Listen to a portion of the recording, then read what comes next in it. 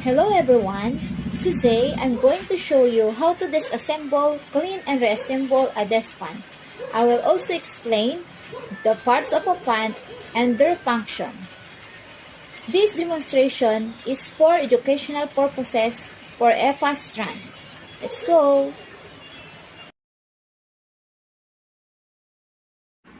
This is the desk fan that we will be working on. And this is the tools and cleaning materials that I will use.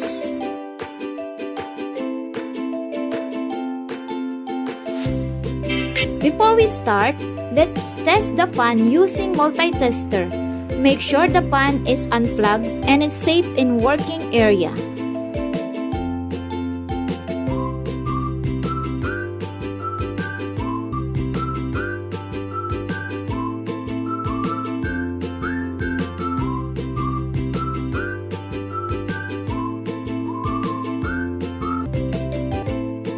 Let's begin disassembling the fan. This is the cord or plug.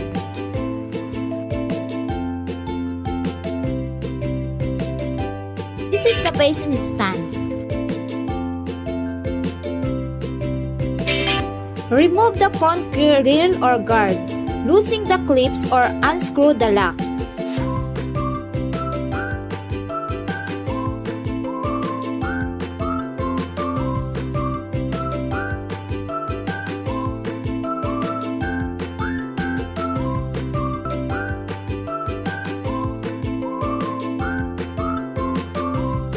Next, take off the fan blade by loosening the center cap or blade cap.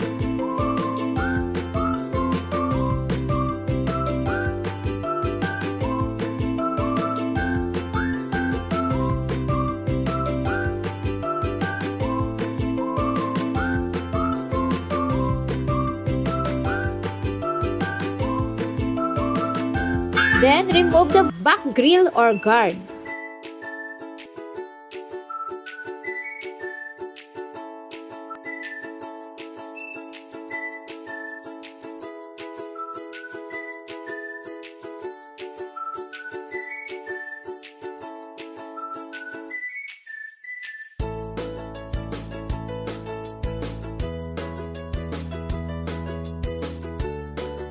After that, we will open the fan house to access the internal parts.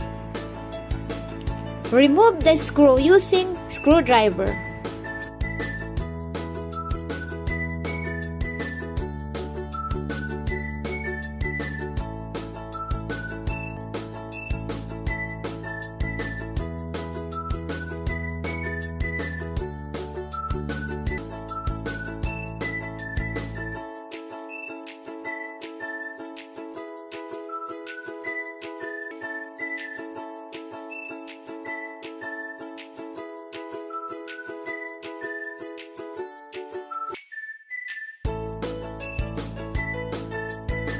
This is the motor housing.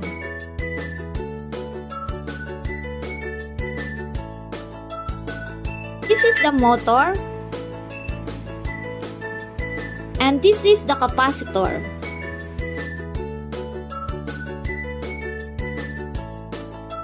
This is the stand. Now that the parts are removed, we can start cleaning. First, wear a face mask. Wipe the motor gently with a dry cloth to avoid getting it wet. Use a brush to remove dust from the motor housing.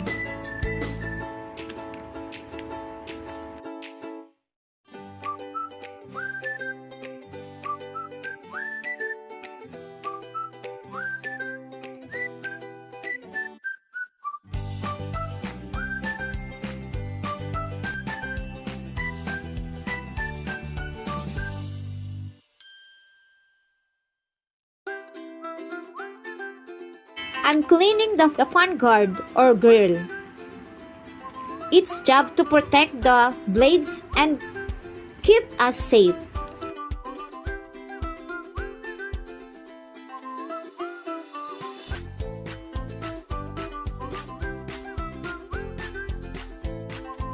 is a fan blade. This part creates airflow and keep us cool.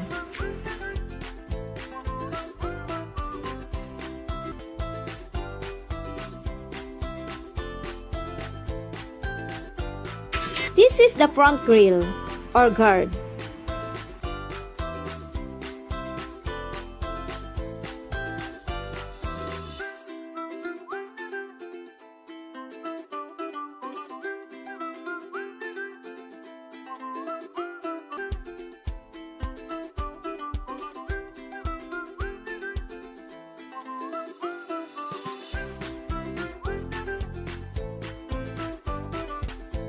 After cleaning, let's reassemble the fan. Attach the motor housing.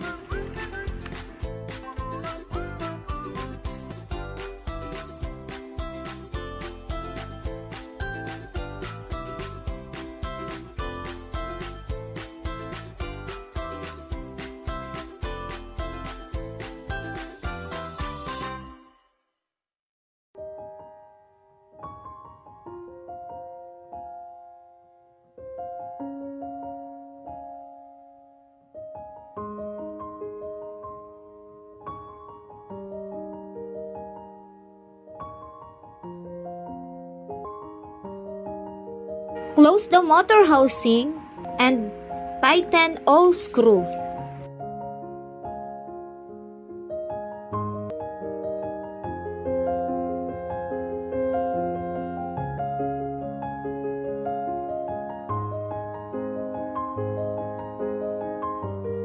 Now I will tighten the screw.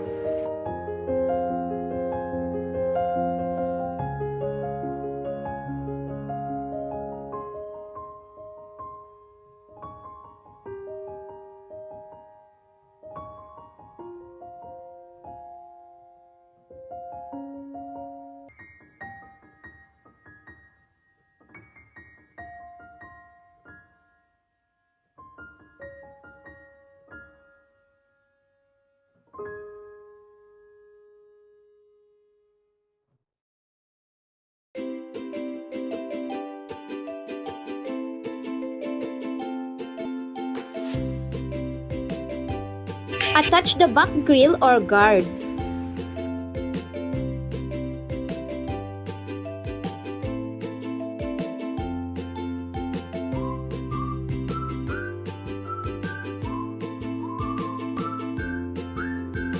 Install the fan blades and secure it with a blade cap.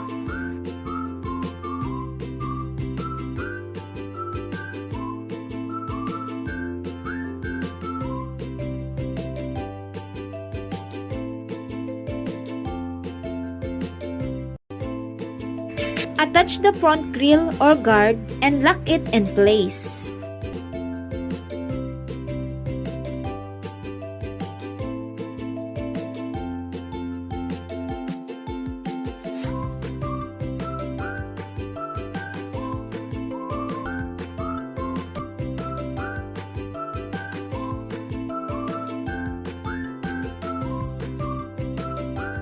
Now, plug in the pan and test it.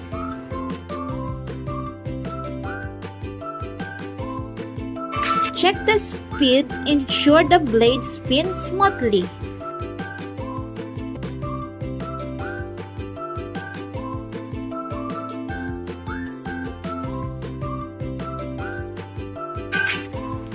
And that's it.